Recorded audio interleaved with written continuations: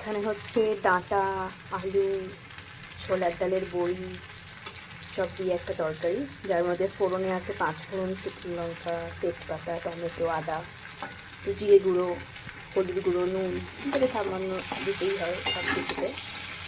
আর সরষের তেলটা একটু বেশি দিয়েছি। প্রথমে আলু ভেজে তুলে রাখা, ডাঁটা ভেজে তুলে রাখা, বড়ি ভেজে তুলে রাখা হয়েছে।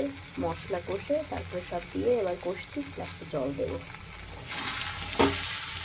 যাদের বাড়িতে ডাঁটা বেশি থাকবে তারা এরকমভাবে রান্না করতে পারো, ঠিক আছে? এটা খুব টেস্টি হয়। টমেটোটা একটু বেশি দেবে, যদি পারো সামান্য লাস্টে একটু গুড় বা বাতাসা দিতেই পারো, না দিলেও চলবে। লঙ্কার গুঁড়ো একটু দিয়েছি, কালারটা একটু লাল লাল হয়েছে তার জন্য।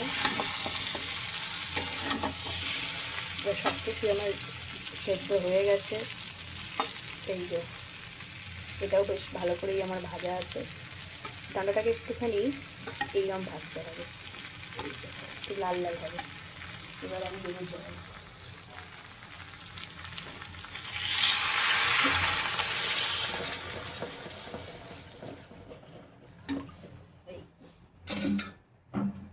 একটু বেশি পরিমাণে জল দেওয়া হলো,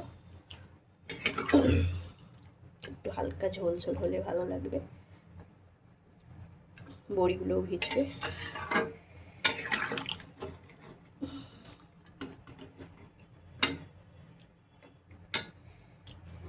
এবার এটা চাপা দিয়ে ফুটুক, লাস্টে দেখাচ্ছি।